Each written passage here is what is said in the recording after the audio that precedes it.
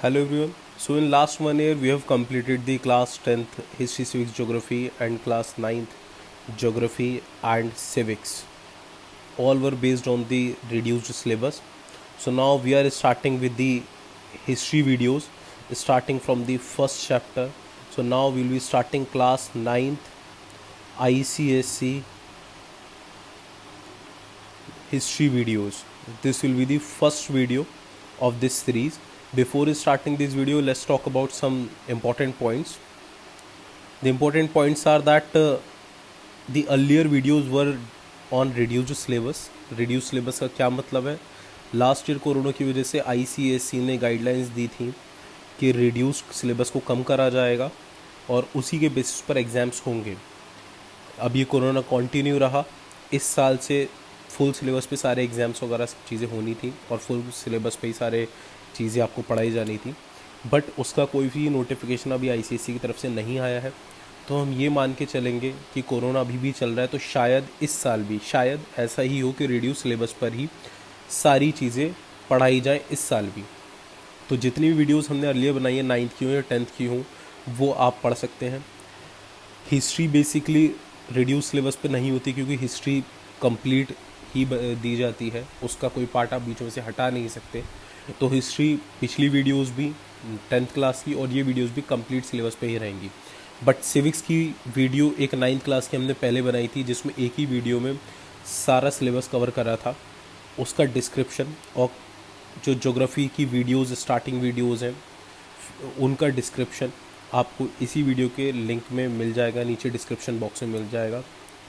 Sorry, इनका link जो है वो आपको डिस्क्रिप्शन बॉक्स में मिल जाएगा. ठीक है, तो ये जो वीडियोस आने वाली हैं हिस्ट्री की कंप्लीट सिलेबस पर ही हैं, बट ज्योग्राफी और सिविक्स की रिड्यूस्ड सिलेबस पर है. इसके अलावा क्लास 9th ICSC में अगर आप हैं तो आपको पेपर पैटर्न जानना ज़रूरी है. हिस्ट्री सिविक्स का एक एग्ज़ाम होता है और ज्योग्राफी का एक अलग एग्ज़ाम होता है. हिस्ट्री सिविक्स की हम बात कर रहे हैं तो मान लीजिए 2 पार्ट में डिवाइडेड है, हिस्ट्री अलग सिविक्स अलग.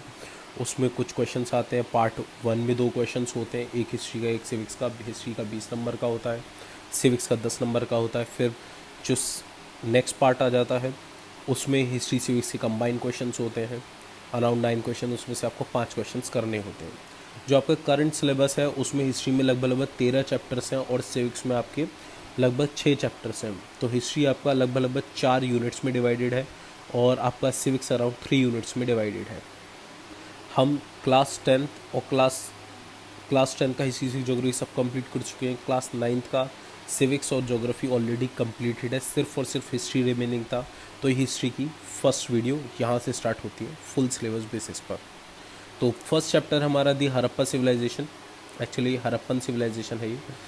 तो पहली चीज़, इसमें जाने से पहले हड़प्पन सिविलाइजेशन क्या थी, इसकी बेसिकली इसको डिवाइड करके देखते हैं कि सिविलाइजेशन का मतलब क्या है. सिविलाइजेशन का मतलब आप इतना समझिए कि भी एक कॉम्प्लेक्स सोसाइटी, जब इंसान थोड़ा अर्बन डेवलपमेंट हो जाता है, सोसाइटी में स्ट्रैटिफिकेशन यानी कि क्लासेस बन जाते हैं, अमीर गरीब, गवर्नमेंट बनने लगती हैं, इस तरीके की चीज़ें हो जाती हैं. लोग कम्युनिकेशन के लिए राइटिंग चीज़ों का, भाषाओं का इस्तेमाल करने लगते हैं रिटन में. तो ये एक सिविलाइजेशन को रूट लेने लगती हैं. यानी कि पहले इंसान जिस तरीके से रहता था, खाना खाता था, अपने लिए सो जाता था, शिकार करता था, उससे अब मॉडिफाइड होकर हम हल्के हल्के अपना घर बनाने लगे, एक डेवलप होने लगे, टेक्नोलॉजीज़ आने लगी, तो वो एक सिविलाइजेशन होती है. ठीक, बेसिकली ये एक एडवांस स्टेज है ह्यूमन कल्चर की डेवलपमेंट की, जिसमें हम सुपीरियर टेक्नोलॉजी का इस्तेमाल करते हैं और इकोनॉमिक रिलेशनशिप्स यानी ट्रेड वगैरह करते हैं. इसकी कुछ ट्रेड्स कौन सी हैं, जैसे कि सिटीज़ बढ़ने लगती हैं. अब गांव नहीं, छोटी जगह नहीं, बड़ी बड़ी सिटीज़ बनने लगती हैं. हमारे पास खाना भरपूर होता है. लेबर का डिवीज़न यानी कुछ लोग लड़ने वाले हुए, कुछ लोग फार्मिंग करने वाले हुए, कुछ लोग गवर्नमेंट चलाने वाले, इस तरीके का डिवीज़न हो जाता है. सिस्टम ऑफ राइटिंग, हमें लिखना आ चुका होता है, यानी हम अपनी बातों को लिखकर अब बता सकते हैं. बिल्डिंग्स बनने लगती हैं, पब्लिक बिल्डिंग्स यानी जो पूरी पब्लिक के लिए इस्तेमाल होती हैं, और हमारी टेक्नोलॉजिकल डेवलपमेंट होने लगता है. तो ये कुछ ऐसी फैक्टर्स हैं, कुछ ऐसे ट्रेड्स हैं जो हमें बताता है कि हमारा ह्यूमन का कल्चरल डेवलपमेंट हो रहा है. ओके, इसके अलावा आप ये देख सकते हैं कि जो 3000 4000 3000 BC का जो टाइम था उसमें इंसान के अंदर बहुत ज़्यादा चेंजेस आए और इंसान को काफ़ी ज़्यादा अच्छी नॉलेज, उसकी स्किल्स बढ़ने लगी। अब कई बार ऐसा होता है कि लोग थोड़े से कंफ्यूज हो जाते हैं कि BC का मतलब क्या है। तो इतना ध्यान रखिएगा, BC या BCE दोनों एक ही बात है, यानी कि बिफोर क्राइस्ट या फिर बिफोर कॉमन एरा। ठीक, ऐसे ही AD एंड CE दोनों एक ही चीज़ है। CE का मतलब कॉमन एरा और AD का मतलब एनो डोमिनी, यानी कि क्राइस्ट जिसकी लाइफ से पहले का जो टाइम है उसे हम कहते हैं BC या फिर BCE, और क्राइस्ट की लाइफ के जो बाद का टाइम है उसे हम AD या फिर CE कहते हैं। तो ये बात कब की है? 4000 से लगभग 3000 BC के, यानी क्राइस्ट के पहले 3-4 हज़ार साल पहले इंसान के अंदर चेंजेस काफ़ी ज़्यादा आने लगे थे। तो ब्रॉन्ज एज सिविलाइजेशन किसे कहते हैं? ब्रॉन्ज एज, देखिए ब्रॉन्ज एक मेटल होता है, ये चीज़ आपको ऑलरेडी पता होगी। तो इंसान पहले स्टोन टूल्स यानी कि पत्थर के बने हुए टूल्स इस्तेमाल करता था, हल्के हल्के करके उसने फिर मेटल का इस्तेमाल करना चालू करा। करने के बाद फिर अलग अलग तरीके से टूल्स बनाने लगा, वेपन्स बनाने लगा। एक टाइम ऐसा है कि इंसान ने सबसे पहला जो मेटल था वो कॉपर था, जिसका इस्तेमाल करना चालू करा, जिसको उसने डिस्कवर करा। हल्के हल्के कॉपर का इस्तेमाल चेंज होने लगा। किस तरीके चेंज होने लगा? देखिए, जो पहले जो हम टूल्स इस्तेमाल करते थे स्टोन टूल्स, उसको चेंज करके जो हमने कॉपर का इस्तेमाल करने लगे, तो इसको ये पीरियड कहते थे, कैलकोलिथिक पीरियड कहते थे। उसके बाद हल्के हल्के जब कॉपर की हमने मिक्स करा टिन के साथ और जिंक के साथ, तो हमें क्या मिला? एक एलॉय मिलता है। कौन सा एलॉय? ब्रॉन्ज। यानी कि दो या दो से ज़्यादा मेटल्स को मिला के अगर हम कोई नया मेटल बनाते हैं तो उसे एलॉय कहते हैं। ठीक है, तभी हमें ब्रॉन्ज मिला। ब्रॉन्ज ज़्यादा बेटर था। क्यों था? क्यों? ज़्यादा हार्ड था, ज़्यादा डक्टाइल, यानी फ्लेक्सिबिलिटी उसके अंदर ज़्यादा थी कॉपर से। तो इसलिए ब्रॉन्ज एक ज़्यादा सूटेबल चीज़ थी जिससे हम टूल्स बना सकते थे या फिर हम अपने वेपन्स बना सकते थे। तो इस टाइम ऐसा था। ये ब्रॉन्ज एज सिविलाइजेशन क्यों, कौन सी सिविलाइजेशन में कौन कौन सी सिविलाइजेशंस आती हैं? तो ब्रॉन्ज एज सिविलाइजेशंस वो थी जिसमें ब्रॉन्ज का इस्तेमाल ज़्यादा होने लगा और इसी वजह से इसका नाम ब्रॉन्ज एज सिविलाइजेशन पड़ गया। ब्रॉन्ज एज सिविलाइजेशन में जानी मानी कुछ 3-4 सिविलाइजेशंस हैं जिनका नाम आता है। वो कौन कौन सी हैं? देखिए, अबाउट 2500 BC के आसपास जो सिविलाइजेशंस काफ़ी एमर्ज करी थी वो थी एक हड़प्पन सिविलाइजेशन, जिसके बारे में आप भी पढ़ रहे हैं आप, जो कि northern and western part of Indian Pakistan में है। इसके बाद मेसोपोटामियन सिविलाइजेशन, ठीक, और इसके बाद चाइनीज़ सिविलाइजेशन और ये इजिप्शियन सिविलाइजेशन। ये 4 जानी मानी ब्रॉन्ज एज सिविलाइजेशंस में से हैं। यानी कि इन चारों ही सिविलाइजेशन में ब्रॉन्ज का बहुत इस्तेमाल हो रहा था, काफ़ी एडवांसमेंट आ चुका था। तो हड़प्पा सिविलाइजेशन को इंदस वैली सिविलाइजेशन भी कहते हैं। क्यों? क्योंकि इंदस नदी के पास है वहाँ की सिविलाइजेशन, यानी कि हड़प्पा सिटी थी एक्चुअली। हड़प्पा, मोहनजोदारो, इसमें काफ़ी सारी सिटीज़ थी जो कि इस वाले मैप में दिख जाएंगी। तो इंदस रिवर्स के आसपास थी, तो इसलिए इंदस वैली के आसपास होने की वजह से इसको इंदस वैली सिविलाइजेशन भी कहा जाता है। और हड़प्पन सिविलाइजेशन ऐसे क्यों कहा जाता है? क्योंकि जो पहली सिटी थी जिसको आइडेंटिफाई करा था, डिस्कवर करा गया था अराउंड 1921 में वेस्ट पंजाब पाकिस्तान में, वो हड़प्पा सिटी थी। इसी वजह से इसका नाम हड़प्पा सिविलाइजेशन पड़ गया था। बाद में मोहनजोदारो, जो कि 1922 में डिस्कवर हुई थी। ये दोनों ही रीजन जो है वो इंदस वैली के पास में ही हैं।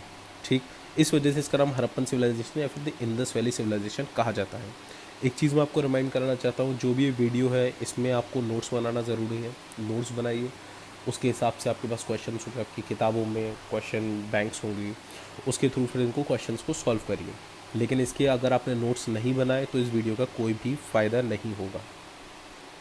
इससे पहले, इस हड़प्पन सिविलाइजेशन के आने से पहले ये भी माना जाता था कि जो आर्यंस थे, आर्यंस ही सबसे पहली सिविलाइजेशन इंडिया की मानी जाती थी। लेकिन जब इस सिविलाइजेशन के बारे में आइडेंटिफिकेशन हुई, इसकी डिस्कवरी हुई, तब पता चला कि ये सिविलाइजेशन आर्यंस से भी पहले की है। क्योंकि आर्यंस कब, किस टाइम के थे? 2000 BC से 1500 BC के थे, और हड़प्पन सिविलाइजेशन इससे भी पहले की थी।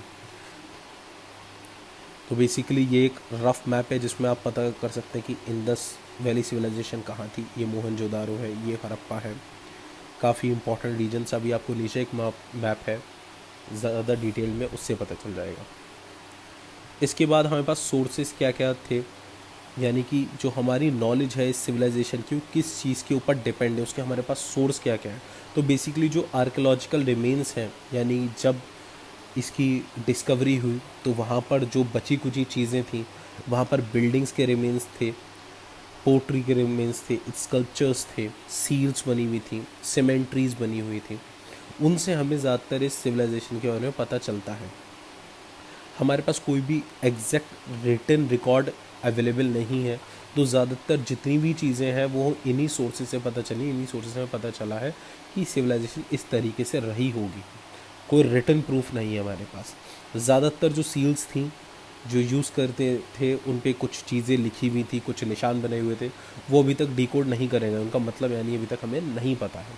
तो इन सोर्सेज में जो कुछ मेन सोर्सेज थे उनके बारे में अभी हम बात करेंगे।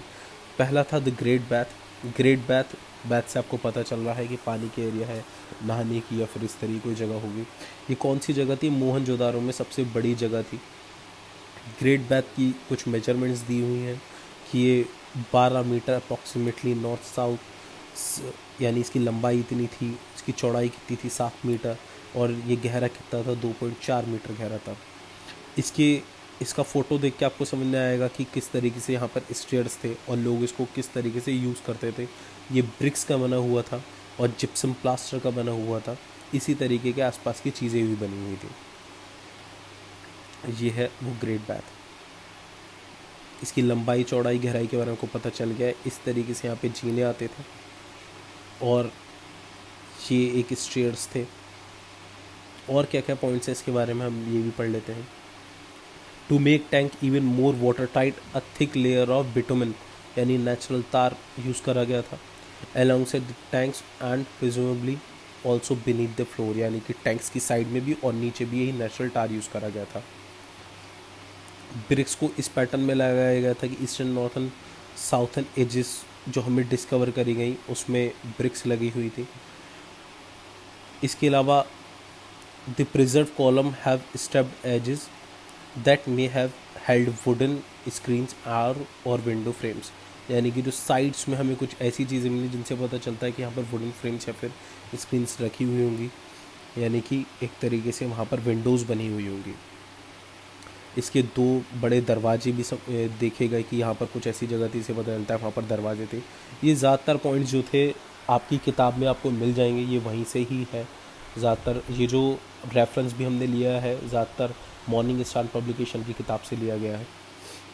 तो इसमें आपको कुछ पॉइंट्स याद करने हैं, आप लिख सकते हैं। इनमें से कुछ मेन पॉइंट्स आप राइट कर सकते हैं अपनी कॉपी में, जिसमें से कुछ इंपॉर्टेंट पॉइंट्स क्या है कि जैसे रेन वाटर जो है वो भी यहाँ पर कलेक्शन होता था, पर हमें यहाँ पर कोई इनलेट ड्रेन नहीं मिला।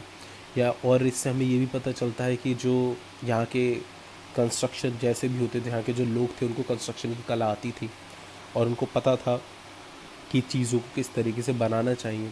कई जगह पर मानने का ये भी है कि ये एक रिलीजियस फंक्शंस के लिए भी यूज़ करा जाता होगा। तो इस सभी पॉइंट से हमें क्या बेसिकली पता चल रहा है? This all indicates high degree of the art of building may have ruling class, यानी कि एक बड़ी जगह इस तरीके की बनी हुई है तो हो सकता है कोई रूलिंग क्लास, बड़े अमीर लोग भी रहते हों, और इतने बड़े स्ट्रक्चर को मेंटेन करने के लिए ज़रूर पैसों की ज़रूरत पड़ती होगी। तो इसका मतलब यहाँ पे कलेक्शन ऑफ टैक्स भी शायद पब्लिक से होता हो। लेबर मोबिलाइज, यानी अलग अलग तरीके लेबर का हमें पता चलता है। कुछ रूलिंग क्लास होंगे, कुछ काम करने वाले लेबर क्लास होगी जो इस चीज़ को बनाते होंगे, कुछ आर्किटेक्चर होंगे। तो लेबर अलग तरीके की होगी। एक एफिशिएंट प्लानिंग, क्योंकि पानी जिस तरीके से आ रहा है, वाटर इनलेट्स ड्रेन्स के लिए बना हुआ है, रेन वाटर के भी के लिए भी बना हुआ है। इससे हमें पता चलता है ये काफ़ी एफिशिएंट लोग होंगे जिनको वाटर सप्लाई और सीवेज डिस्पोजल का उन्होंने खास ध्यान रखा होगा। तो ऊपर के पॉइंट से हमें ये सब चीज़ें पता चलती हैं। इसके बाद जो हमारा सेकंड पॉइंट आ जाता है वो है सिटाडेल। सिटाडेल क्या चीज़ होती है? किसी भी एरिया में कोई रेज्ड प्लेटफॉर्म जहाँ से किसी भी तरीके का कोई अनाउंसमेंट होता हो, वो चीज़ होती है सिटाडेल। रेज्ड प्लेटफॉर्म जहाँ पर अलग तरीके के इवेंट्स भी हो सकते हैं। तो यहाँ पर ये भी देखा गया कि हड़प्पा में कई जगहों पर सिटाडेल्स थे, अलग अलग सिटीज़ में सिटाडेल्स थे। तो एक तो ये रेज प्लेटफॉर्म हो गया। इसकी जो बिल्डिंग है, it owns height of the building constructed on mud brick platform, और ये मड ब्रिक के प्लेटफॉर्म पर बनी हुई थी, यानी ब्रिक्स जो थी वो मड ब्रिक्स थी। और सिटीडल से हमें भी पता चलता है कि यहाँ पर ज़रूर एक रूलिंग क्लास रहा होगा, और इसके आसपास काफ़ी बाकी इंपॉर्टेंट बिल्डिंग्स भी रही होंगी, जैसे ग्रेट बैथ ग्रेनरी, यानी कि जहाँ पे अनाज वगैरह रखा जाता है। और ये सिटीडल का मतलब ये भी कि एक जगह वो होगी जहाँ पर लोग एक साथ इकट्ठे होते होंगे किसी इवेंट पे, किसी अनाउंसमेंट के लिए। इन सब से हमें ये सारी चीज़ें पता चल रही हैं। This all indicates elaborate planning and that went to the development of cities and justifies that the Harappan civilization was an urban civilization. इन सभी चीज़ से हमें पता चल रहा है कि जो हरप्पन सिविलाइजेशन थी काफ़ी अर्बन सिविलाइजेशन रही होगी। The presence of the specific building and the house of the ruling can indicate some sort of social classification. और सिटीडल का होना, ग्रेट बाथ का होना, बड़ी बड़ी बिल्डिंग्स होना, यानी हमें ये भी बताता है कि वहाँ पर किसी न किसी तरीके का सोशल क्लासिफिकेशन है, यानी अमीर गरीब या फिर रूलिंग क्लास और लेबर क्लास, ज़्यादा पावर वाले लोग अलग रहते होंगे, कम पावर वाले अलग रहते होंगे। इस तरह कोई ना कोई सोशल क्लासिफिकेशन ज़रूर होगी। थर्ड पॉइंट, हमें जो कुछ सील्स मिलती हैं, सील्स आपको ऑलरेडी पता होगा, सील्स किसी भी एक तरीके स्टैम्प टाइप की आप मान लीजिए, जब किसी चीज़ को पैक करा जाता है तो उसके ऊपर सील लगाई जाती है, ये बताने के लिए कि ये पैक्ड है और इसको खोला नहीं गया है बीच रास्ते में, तो उनको सील्स कहते हैं। तो बेसिकली जो हमें दो सील्स यहाँ पर, सील्स तो हमें बहुत सारी मिली है, लेकिन जो काफ़ी पॉपुलर सील्स हैं वो है Pashupati seal and unicorn seal. इनके बारे में भी बताते हैं। लगभग 2000 सील्स हमें यहाँ पर मिली थी। ज़्यादातर सील्स पे क्या क्या मिला हमें, बुल, बुफेलो, टाइगर, गोट, एलिफेंट और राइनोसोरस का इमेज मिला था। मटीरियल कौन सी यूज़ करी गई थी, टेराकोटा से बनी हुई थी, यानी कि जिससे मिट्टी के बर्तन वगैरह बनते हैं उस तरीके के मटीरियल था। सिएटाइट यानी कि एक जिसे कहते हैं एक पाउडर वाला जो स्टोन होता है उसे सिएटाइट होती है। और एगेटे क्या चीज़ है, वॉल्केनिक रॉक होती है जिसमें अलग अलग कलर्स होते हैं। ये 3-4 मटेरियल से मिलके ये सील बनी होगी। ज़्यादातर रेक्टेंगुलर शेप थी या स्क्वायर शेप थी बस, और कुछ सर्कुलर भी थी। Some seals also provide is info about script. कुछ ऐसी थी जिन पर कुछ लिखा हुआ भी था, जिनसे हमें पता चलता है कि कुछ लिखा हुआ था, कुछ बना हुआ था, जिससे हमें पता चलता है कि ये ट्रेड के लिए। और उनके रिलीजियस बिलीफ कैसे पता चलेंगे, जैसे ये पशुपति सील है तो ये इमेज किसकी है, किसी गॉड की है, तो रिलीजियस बिलीफ भी इनके हमें पता चलते हैं। ये सील्स किस लिए इस्तेमाल करती थी, ट्रेड के लिए इस्तेमाल करती थी, यानी कि हड़प्पा का जो ट्रेड था, बिजनेस जो होता था वो काफ़ी लंबे एरिया में फैला हुआ था, तभी हम ट्रेड के लिए अपनी सील्स का इस्तेमाल कर रहे थे। तो ऊपर जो हमने सील अभी देखी वो एक थी पशुपति सील।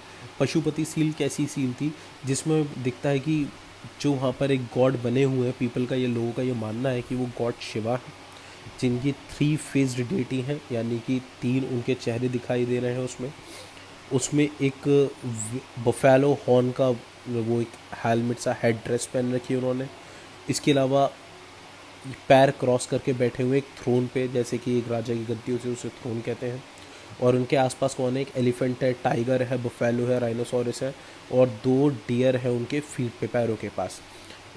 ये माना जाता है कि ये जो सील में भगवान दिख रहे हैं ये पशुपति महादेव है। दूसरी है यूनिकॉर्न सील। यूनिकॉर्न सील से हमें पता चलता है कि इनकी इमेजिनेशन, मिथिकल बिलीफ भी काफ़ी रहे होंगे, यानी कुछ अलग तरीके की चीज़ों पर भी बिलीव करते थे। Seal bear some kind of script which is not decoded yet. तो ये यानी कि इसके ऊपर सील पे कुछ स्क्रिप्ट भी लिखी हुई थी, जैसे कि आप देखिए ये जो स्क्रिप्ट लिखी हुई है, ये कुछ लिखा हुआ है, पर इसको डिकोड अभी तक हम नहीं कर पाए, इसका मतलब क्या है। तो ये यूनिकॉर्न सील है। चौथी चीज़ आ गई हमारी बियर्डेड मैन। हमें एक यहाँ पर एक मूर्ति भी मिली थी। इस मूर्ति में एक व्यक्ति जिसकी आंखें थोड़ी कम खुली हुई थी, बियर्ड थी, और एक शॉल, एक शोल्डर से दूसरे शोल्डर तक वो शॉल जा रही है। तो इस तरीके के एक हमें मूर्ति मिली। इससे हमें पता चलता है कि ये कोई ना कोई इम्पॉर्टेंट पर्सन रहा होगा। लोग इसको प्रीस्ट किंग नाम से भी बोलते हैं, इसको योगी भी बोलते हैं, कि ये शायद या कोई योगी होंगे या फिर कोई प्रीस्ट किंग रहा होगा। इससे हमें एक बात और पता चलती है कि जो यहाँ के आर्टिशंस थे, बनाने वाले लोग थे, उनके आर्टिस्ट बहुत रहे थे, उनके अंदर काफ़ी सारी स्किल्स थी इस तरीके हाई क्वालिटी इमेजेस बनाने की। तो ये हमें एक चीज़ पता चलती है। नेक्स्ट आ जाता है हमारा डांसिंग गर्ल स्टैचू। ये एक डांसिंग गर्ल स्टैचू है। इसके बारे में क्या है, ये स्टैचू में हमें पता चलता है कि एक लेडी का स्टैचू है जो काफ़ी स्लिम बॉडी है, और साथ ही साथ चिक बोन्स, हाई चिक बोन्स हैं। ये डांसिंग गर्ल स्टैचू जो है लगभग 4,500 साल पुराना है। ये रेयर है, यूनिक है। कहाँ से मिला था ये? मोहनजोदारो 1926 में मिला था। ये किस चीज़ का है? एक फ़ीमेल बॉडी का है। फीमेल बॉडी उसकी ब्यूटी को दिखाने के लिए है। ये किस तरीके से प्रोसेस से बनाया गया? लॉस्ट वैक्स कास्टिंग टेक्निक, ये टेक्निक होती है स्टैचूज़ बनाने की। इस टेक्निक का नाम इस्तेमाल कई बार इस्तेमाल हुआ है ये वर्ड। इससे हमें ये पता चलता है जो लोग थे इस टेक्निक में एक्सपर्ट थे, ब्रॉन्ज की चीज़ें बनानी आती थी उनको इस टेक्निक के द्वारा। इसका नाम डांसिंग गर्ल रखा गया। क्यों? क्योंकि उसके प्रोफेशन को एज्यूम करते हुए ये माना गया कि ये जो लेडी है जिसकी भी ये इमेज है, ये इसका शायद डांसिंग का प्रोफेशन रहा हो, इस तरीके से इसका स्टैंड अप इमेज है। इसी वजह से इसका नाम डांसिंग गर्ल रहा हो, क्योंकि उसका शायद प्रोफेशन डांस करना था। She is one of the 2 bronze artworks at found at Mohenjodaro. तो ये मोहनजोदारो में 2 जो महिला थे, एक बियर्डेड मैन और एक डांसिंग गर्ल, उनमें से एक है। ये किस तरीके से स्टैचू था? बड़ी आंखें थी, flat nose, high cheeks, curly hair और ब्रॉड फोरहेड, टॉल, इसके अलावा लॉन्ग आर्म्स, हाई नेक और आर्म्स। ठीक है, हाथ, साथ ही साथ हाथ में कोई बॉल सी भी पकड़ी हुई है। इसके बाद हमारा पॉइंट आ जाता है द डॉकयार्ड। डॉकयार्ड वो जगह होती है जहाँ पर शिप्स खड़ी होती हैं, या फिर वो मेंटेनेंस के लिए या फिर कहीं पर जा रही होती है, उससे पहले के लिए इस चीज़ को डॉकयार्ड कहते हैं। तो ये आपको पानी दिख रहा है, तो ये पानी है, यहाँ पर शिप ज़रूर खड़ी होती होंगी। और ये आपको डॉकयार्ड, ये जाने का रास्ता दिख रहा है और ये काफ़ी मोटी मोटी दीवारें दिख रही हैं। तो ये किस जगह पर दिखा था? ये लोथल, गुजरात में इस वक्त लोथल एक जगह है गुजरात में, वहाँ पर ये मिला था। रेक्टेंगुलर एरिया था, बड़ी बड़ी ब्रिक्स लगी हुई थी। क्यों लगी होंगी? मेरे शायद ये इस वजह से लगी होंगी फ्लड से प्रोटेक्शन के लिए। इससे हमें ये पता चलता है कि लोथल एक बहुत बड़ा ट्रेडिंग स्टेशन रहा होगा, यानी यहाँ पर चीज़ें बनती होंगी और यहाँ से दूर दूर ओवरसीज़ जाती होंगी मैन्युफैक्चर होके। तो इससे हमें ये पता चलता है। इसके अलावा कुछ स्क्रिप्ट जो हमें मिली, लगभग 375 से 400 हमें स्क्रिप्ट्स मिली। इनसे हमें क्या पता चला? ये ज़्यादातर पिक्टोग्राफिक थी, यानी कि पिक्चर्स बनी हुई थी। और यहाँ पर कुछ साइंस थे। कैसे साइंस थे? बर्ड्स, फिश और वैरायटी ऑफ ह्यूमन फॉर्म्स बने हुए थे। जैसे कि ये एक आपका स्क्रिप्ट है। अब ये जो टेबल है यहाँ पर दिया हुआ है कि कब कब एक्सकेवेशन हुई थी, कब कब खोज हुई थी, किस किस जगह की खोज हुई थी। तो हड़प्पा से लेके नीचे तक ये 7-8 जगह जो है इन सबकी खोज हुई थी। ये सारी ही सिटीज़ जो है वो इंडस वैली सिविलाइजेशन या फिर हड़प्पन सिविलाइजेशन का पार्ट है। नेक्स्ट आ जाता है कि ओरिजिन्स। भाई सिविलाइजेशन के बारे में और क्या कहते हैं फॉरेन के जो एक्सकेवेशन करने वाले थे, और जो इंडिजिनस यानी कि हमारी यहीं की ओरिजिन के जो लोग थे उनका क्या क्या कहना है। तो फॉरेन लोगों का ये मानना है कि एक सडन माइग्रेशन, यानी एक जगह से दूसरी जगह गए होंगे लोग। कहाँ से? वो अर्बन लोग कहाँ गए होंगे? इंदस बेसिन यानी इंदस नदी के पास गए होंगे। कहाँ से? मेसोपोटामिया से गए होंगे। मेसोपोटामियन सिविलाइजेशन का नाम आपने इस चैप्टर के स्टार्टिंग में सुना था। ये मानना इनका रहा, बट ये मानने के बाद कुछ हमें बहुत ज़्यादा बड़े बड़े डिफरेंसेस दिखाई दिए मेसोपोटामिया में और इंदस सिविलाइजेशन में। जैसे कि क्या था, कुछ लोगों ने ये भी कहा कि मेसोपोटामियन सिविलाइजेशन के साथ इनका ट्रेड रहा होगा और इसी वजह से ये जगह इतनी ज़्यादा डेवलप हो पाई। लेकिन ऐसा कोई एविडेंस नहीं मिला कि ऐसा कोई ट्रेड हो रहा होगा बहुत बड़ा, या फिर मेसोपोटामिया से लोग यहाँ पर आए होंगे। इस वजह से इस थ्योरी को पूरी तरीके से रिजेक्ट कर दिया गया। तो हमारे यहाँ के जो लोग रहने वाले हैं, यहाँ के जो आर्कियोलॉजिस्ट हैं, उनका क्या मानना रहा? उन्होंने ये कहा कि जैसे हमारे लोकल लोग रहते थे, लोकल लोग की ग्रोथ होने के कारण ही ये बसा है, और कोई भी फॉरेन ओरिजिन यानी बाहर से आके कोई नहीं बसा है। और हाँ, ये ज़रूर है कि बाहर के लोगों के साथ हमारे ट्रेड कॉन्ट्रैक्ट्स रहे होंगे और मेसोपोटामिया के साथ भी रहे होंगे, तो उसने कुछ ना कुछ हेल्प ज़रूर करी होगी। लेकिन लोग यहीं के ही हैं, लोकल लोग ही रहे होंगे और उन्होंने ये इतनी बड़ी सिविलाइजेशन क्रिएट करी। Extent of civilization. अब बात आती है कि एक्सटेंट ऑफ सिविलाइजेशन कहाँ से कहाँ तक कितनी बड़ी रही होगी। तो लगभग 2 लार्ज जो सिटीज़ थी, हड़प्पा और मोहनजोदारो ही थी, जो लगभग जिसमें 100 टाउन और विलेजेस थे। बाकी सब थोड़े छोटी सिटीज़ रही होंगी, और ये लगभग 1 मील यानी 1.6 किलोमीटर स्क्वायर में हर डायमेंशन की तरफ ये फैली हुई थी। पॉलिटिकल सेंट्रलाइजेशन यानी कि पॉलिटिकल जो ताकत थी वो इन्हीं सिटीज़ में रही होंगी। ये दो हो सकता है either in two large states और इन ग्रेट सिंगल एम्पायर। ये भी हो सकता है ये दो अलग अलग जो सिटी थी अलग अलग राज्य में हो, अलग अलग शासन हो यहाँ पर, या फिर ये भी हो सकता है कि इन दोनों ही जगह पर एक ही एम्पायर उस टाइम होल्ड करता हो। ये दोनों जगह जो है इस टाइम कहाँ पर है, पाकिस्तान पंजाब में है, सिंध प्रोविंस में लगती हैं। और इन सब के जो र्यून्स यानी बच्चे कुछ अवशेष जो हैं मोहनजोदारो को, उसको यूनेस्को ने वर्ल्ड हेरिटेज भी बनाया था 1980 में। Subsequently, vestiges of the civilization was found as far apart as सुख्तेगंदौर, यानी कि इसी सिविलाइजेशन से रिलेटेड जो चीज़ें कहाँ कहाँ मिली, इन एरियाज़ में ये सब मिली हैं। जो कहाँ कहाँ से कितना कितना दूर है ये सब लिखा हुआ है। ये बस आपके एक रेफरेंस के लिए, बेसिकली इस पर्टिकुलर चीज़ से कि क्या चीज़ कितनी दूर है ये तो क्वेश्चन नहीं आएगा, लेकिन हाँ ये ज़रूर आ सकता है कि कौन कौन सी इंपॉर्टेंट सिटीज़ रही होंगी जो आपको इस मैप में देखने को मिलेगी। ये देखिए बेसिकली ये जो आप देख रहे हैं शेडेड एरिया, ये आप इंडस वैली सिविलाइजेशन या फिर आप हड़प्पन सिविलाइजेशन की बात कर रहे हैं। हड़प्पा यहाँ पर रहा है और आपका मोहनजोदारो ये रहा है, लोथल आपका ये है। ये कुछ इम्पॉर्टेंट सिटीज़ रही होंगी और ये इतना फैला हुआ था। अब मोहनजोदारो और हड़प्पा में कुछ जो सिमिलैरिटीज़ थी वो क्या थी, ये दोनों ही जो सिटीज़ थी वो रिवर बैंक्स पर बनी हुई थी। और Mohenjodaro right bank of the Indus river पे थी और Harappa civilization left bank of river Ravi पे थी। In terms of their circuit both measures about 5 kilometre, यानी कि दोनों सिटीज़ का जो रेडियस होगा वो लगभग 5 किलोमीटर रहा होगा। The ground plans which included the street layout house blocks are also common in many ways, यानी कि यहाँ पर जिस तरीके से स्ट्रीट्स बनी हुई थी, मोहल्ले बने थे या फिर घर बने हुए थे, वो लगभग दोनों में कॉमन थे। अदर फैसिलिटीज़ जैसे कि वाटर सप्लाई या फिर ड्रेनेज यानी पानी आने जाने का सिस्टम, ग्रेनरीज अनाज रखने की जगह, वो लगभग काफ़ी सिमिलर थी।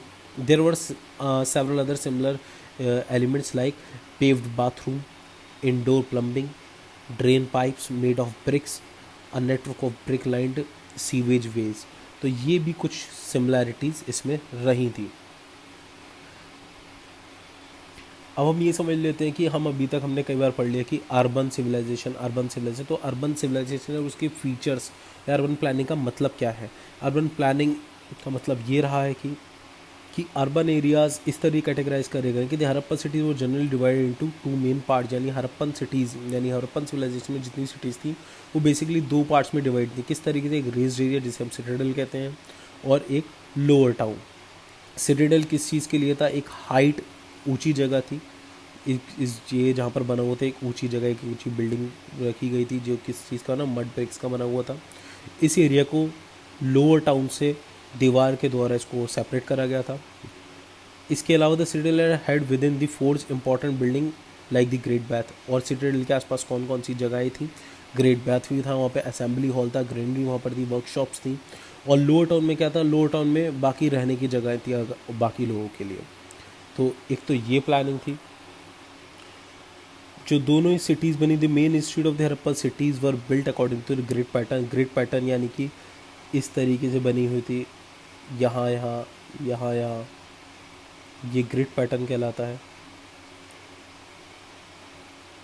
तो यहाँ पे रोड्स रही होंगी, ये सब रोड्स थी और इन तरफ इस तरफ इस तरफ इस तरफ यहाँ पर रहने के लिए जगह बनी होंगी या फिर शॉप्स वगैरह बनी हुई थी। किस तरह बनी हुई थी ये, नॉर्थ टू साउथ, यानी नॉर्थ टू साउथ बनी हुई थी। नॉर्थ टू साउथ का मतलब क्या हो गया, ऐसे ऐसे, और आपका ईस्ट वेस्ट इस तरीके से। The house built on the corner of street were rounded in order to allow the passage of carts. The main road of the city of Mohenjodaro was 10.5 metre width और 800 मीटर लॉन्ग। तो इस तरीके से बनाई हुई थी कि ये जो सड़कें गोलाई में थी, जिस तरीके से जो उनका कार्ट यानी कि कोई सा भी व्हीकल जिसके ऊपर ये सामान वामान लेकर जाते हों वो इजीली मुड़ पाए। और मोहनजोदारो की जो मेन रोड है वो लगभग 10.5 मीटर चौड़ी, लगभग 30-35 फीट चौड़ी और लगभग 800 मीटर लंबी थी। इसके अलावा वेस्ट वाटर का सिस्टम भी था। वेस्ट वाटर कैसे स्ट्रीट्स में कैसे आएगा जाएगा वो सिस्टम भी था। The streets were so designed as to cross the main road of the city at right angle, thus dividing the city into square and rectangular blocks. तो ये पॉइंट एक तरीके ग्रिड पैटर्न वाले है कि इस तरीके से बनी हुई थी राइट एंगल, जिससे प्रॉपर सिटी डिवाइड रहे. करेक्टरिस्टिक्स ऑफ हाउस, इसके अलावा यहाँ पर हाउस कैसे थे. हाउस देखिए, कुछ बड़े घर थे, कुछ छोटे घर थे. बड़े घर में ज़्यादा कमरे थे, छोटे घर में थोड़े कम कमरे थे. जो बेसिक हाउस देखे गए वो क्या था, 1 स्टोरी या 2 स्टोरी रहे होंगे जो वहाँ पर देखने को मिले. इसके अलावा house had a separate bathing area वहाँ पर अलग था. सब में वाटर सप्लाई का सिस्टम बना हुआ था. सब में डस्टबिन ज़रूर था जिससे कि गार्बेज लिटरिंग ना हो. इसके अलावा ब्रिक या फिर वुड से बने हुए थे. देखा गया कि इनमें डोर्स, विंडोज़ और वेंटिलेशन का सिस्टम भी बना रखा था. ज़्यादातर घर में ड्रेन पाइप्स थे जो कि मेन ड्रेन एरिया से कनेक्टेड थे. ड्रेन एरिया पानी आने जाने का सिस्टम. इसके अलावा जो मोन्यूमेंटल आर्किटेक्चर जो आपको दिखते हैं, मोन्यूमेंटल आर्किटेक्चर आपकी ग्रेट बात की हम बात कर चुके हैं जो ऊपर के रेफरेंस होता है. बाकी ग्रेनरीज, यानी ग्रेनरीज क्या है, आपकी ग्रेन्स को रखने की जगह किस तरीके बनी हुई थी, वो आपको हड़प्पा, लोथल या फिर मोहनजोदारो में देखने के लिए मिली. मोहनजोदारो में जो ग्रेनरीज थी वो 45.71 मीटर्स लेंथ में थी और 15.23 मीटर्स उनकी ब्रेथ रही होगी. 2 रो में डिवाइड थी जिसमें 6 ग्रेनरीज बनी हुई थी. ये उसका फ़ोटो है. इसलिए इस तरीके से यहाँ पर ग्रीनरीज हैं. ये ग्रीनरीज किस तरीके से बनी हुई थी, डिवाइडेड थी. Working floor consisting of row of circular brick platform were discovered so the south of the granaries in Harappa. It is believed that it was built for thrashing grains as remains. यानी कि इसमें पता चलता है अगर granaries है तो यहाँ के लोगों को खाना उगाना आता था, उसको प्रिजर्व करना आता था, और जो सरप्लस जो बचा हुआ होता था ये इसको रख देते थे इन जगहों में. ये हमें कैसे पता चला, और बेसिकली यहाँ पर हमें क्या मिला, वीट और बार्ले मिला. वीट और बार्ले जो क्रेवीज यानी छोटे छोटे दरारें हो गई होंगी फ्लोर में, उसमें वीट और बार्ले हमें मिला था. तो इससे पता चला बेसिकली इन ग्रेनरीज में वीट और बार्ले रखा जाता था. नियर द ग्रेनरीज 2 रूम, यानी कि ग्रेनरीज के पास में 2 रूम भी देखे गए. वो किस लिए हो सकते हैं, वहाँ पर चौकीदार बिठाने के लिए, हाउस लेबर जिससे इनकी प्रोटेक्शन कर पाए उसके लिए हो. ग्रेनरीज को एक रेज्ड प्लेटफॉर्म ऊंचे एरिया में बनाया गया जिससे कि फ्लड से प्रोटेक्शन हो पाए. इसके बाद अगला पॉइंट हमारा आ जाता है कि हमारा ट्रेड कैसा रहा होगा. देखिए, जो हमारा ट्रेड रहा होगा वो हम कैसे पता चला, हमें पता चला यहाँ पे जो एडवांस टेक्नोलॉजी या फिर ट्रांसपोर्ट टेक्नोलॉजी यूज़ हो रही थी. बेसिकली जैसे ये टेराकोटा मॉडल ऑफ कार्ट है, इस तरीके के कार्ट बने हुए थे, यानी सामान आने जाने के लिए ये यूज़ होता था. इसका ट्रेड तो चल रहा था. इसके अलावा हमें कुछ ऐसी सील्स मिली जिसमें शिप बनी हुई थी. कुछ ऐसी सील्स थी. तो यानी ये माना गया है कि जब सामान भेजते होंगे शिप्स के थ्रू, तब ये जो सील थी उस सामान को पैक करने के बाद उसके ऊपर क्ले लगाया जाता होगा. क्ले के ऊपर ये वाली सील पेस्ट करी जाती होगी जिससे पता चल जाए कि इस सामान को बीच रास्ते में खोला गया है या नहीं खोला गया है. इस तरीके की चीज़ों से हमें पता चलता है कि यहाँ पर ज़रूर कोई ना कोई ट्रेड रहा होगा. इसके अलावा लॉथल में आपको डॉकयार्ड देखने के लिए मिला था. डॉकयार्ड से पता चलता है नहीं, शिप्स तो आती नहीं. शिप्स आती तो शिप्स जाती भी कहीं होंगी, और जाती थी अगर दूर ही जाती होंगी शिप्स से अगर सामान जा रहा है. तो यानी हमारा ओवरसीज़ ट्रेड भी काफ़ी लंबे समय तक चला होगा, यहाँ पर चलता होगा. इसके अलावा हमें क्या मिलता है कि जो हड़प्पा में कुछ रॉ मटेरियल यूज़ हुआ है, वो रॉ मटेरियल काम करने के लिए वो मटेरियल ज़रूर ईरान, अफ़गानिस्तान इन जगहों से आता होगा, या फिर अदर पार्ट से आता होगा इंडिया के, चाइना से आता होगा. तो अलग अलग जगहों से सामान आता होगा. तो हम लोग सामान बेचते भी होंगे. हम लोग किस तरीके से सामान बेचते होंगे, गोल्ड, सिल्वर, मेटल्स, बीड्स, ये सब चीज़ें हम बेचते होंगे. सीशल बेचते होंगे. तो ये सब चीज़ें का हमारा ट्रेड रहा होगा. इसके अलावा ये एक इंपॉर्टेंट पॉइंट है, there was an extensive maritime trade network operating between the Harappa and the Mesopotamian civilization. Harappan seals and jewelleries have been found and archaeological sites in region of Mesopotamia. तो हड़प्पन जो jewellery थी या seals थी वो Mesopotamia में देखी गई थी. तो यानी कि ये ज़रूर था कि हड़प्पा से कोई ना कोई सामान जाता होगा मेसोपोटामिया, तो वहाँ पर उसके रेमेन्स भी मिल चुके हैं. तो जो long distance area water bodies को कवर करके, यानी अरेबियन सी, रेड सी और पर्शियन गल्फ को के ऊपर जाके वहाँ पे शिप्स जाके फिर हम दूसरे सिविलाइजेशन से पहुँचते थे. तो इसलिए लॉन्ग डिस्टेंस ट्रेड भी चलता था. इसके अलावा वहाँ पर वजन नापने के लिए किस तरीके की बेसिक यूनिट थी, बेसिक यूनिट 16 थी, जो आज के दुनिया के हिसाब से 14 ग्राम के बराबर है। और इसी तरीके से मल्टीप्लाई होता रहता था स्टोन्स वेट थे क्यूबिकल, 16, 32, 48, 64, इस तरीके से ट्रेड था। इसके अलावा हमें काफ़ी सारे बर्तन देखने के लिए मिले और कुछ स्क्रिप्चर्स, बच्चों के खिलौने, ये सब चीज़ें देखने को मिली। यानी कि यहाँ के लोग आर्टिस्ट थे, बच्चे खेलने के लिए इस तरीके की चीज़ें यूज़ करते थे। इसके अलावा ऑर्नामेंट, ज्वेलरीज हमें पता चली, रिंग्स, नेकलेस वगैरह ये सब देखने के लिए मिले। तो ये जो आपका टॉयज़ या फिर ऑर्नामेंट्स या वेसल से रिलेटेड जब तक आपके पास कोई पर्टिकुलर क्वेश्चन ना आए तब तक इनके बारे में बहुत ज़्यादा डिटेल में पढ़ना ठीक नहीं है। अगर आपके पास कोई क्वेश्चन आ जाता है तो आप इनको पढ़ सकते हैं। रेफरेंस देने के लिए सिर्फ आपको इतना पता होना चाहिए कि इस सर्वे में क्या क्या चीज़ें हमें देखने के लिए मिली थी जब इन सब की डिस्कवरी हुई थी लगभग आज से 100 साल पहले। अब ये सिविलाइजेशन कैसे ख़त्म हुई, जब इतनी सिविलाइजेशन थी जिसके बाद अच्छी टेक्नोलॉजी थी, तो वो इतनी जल्दी कैसे ख़त्म हुई? जल्दी तो नहीं कहेंगे, लेकिन ये ख़त्म कैसे हुई, क्योंकि हर चीज़ होती है, स्टार्ट होती है तो ख़त्म तो ज़रूर होगी। तो डिक्लाइन इसका हुआ लगभग 1800 BC में।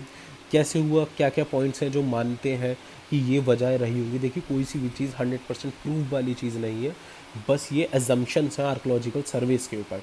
तो पहला माना जाता है कि फ्लड्स एंड अर्थक्वेक की लगातार मोहनजोदारो में, आपने एक मोहनजोदारो एक मूवी भी है, उसमें भी आपने देखा होगा फ्लड आया था इंदस नदी पे।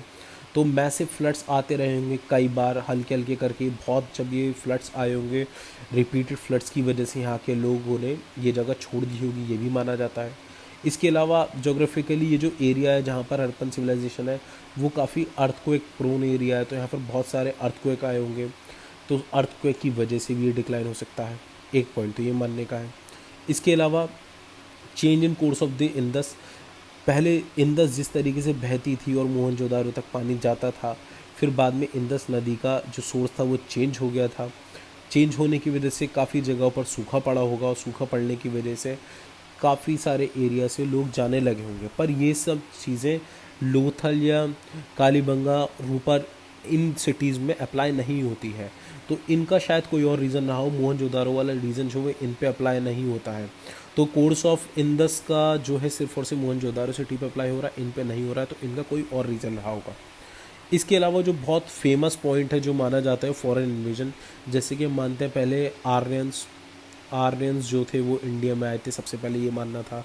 फिर हड़प्पा के बारे में पता चला, तो ये भी माना जाता है कि हड़प्पन सिविलाइजेशन चलती रही होगी। और हिस्टोरियंस लाइक मोर्टिमर व्हीलर, जो काफ़ी वेल नोन हिस्टोरियंस हैं, इन्होंने ये माना कि आर्यंस ने आके ज़रूर इन द सेटलमेंट यानी कि हड़प्पन सिविलाइजेशन को डिस्ट्रॉय करा होगा।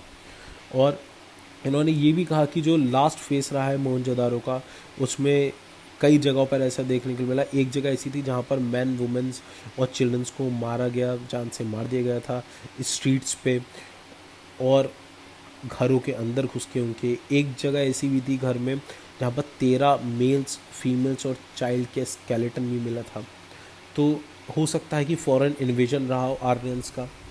इसके अलावा और भी पॉइंट्स माने जाते हैं, तो डिफॉरेस्टेशन की, जब हम ज़्यादा से ज़्यादा यूज़ करने लगे थे रिसोर्सेज का, तो हल्के हल्के करके पेड़ वहाँ पर खत्म हो गए। तो क्लाइमेटिक चेंजेस की वजह से यहाँ पर सूखा पड़ने लगा, यानी एरिडिटी बहुत ज़्यादा बढ़ने लगी। तो ये भी एक पॉसिबल रीज़न हो सकता है। तो यही था आपका इंडस वैली सिविलाइजेशन। तो आज हमने चैप्टर 1 कंप्लीट करा है। याद रखिएगा, इस चैप्टर की, इस वीडियो का फ़ायदा तभी है जब आप नोट्स बनाएंगे। नोट्स अगर आप नहीं बनाएंगे तो इस चैप्टर को, इस वीडियो देखने का कोई फ़ायदा नहीं है।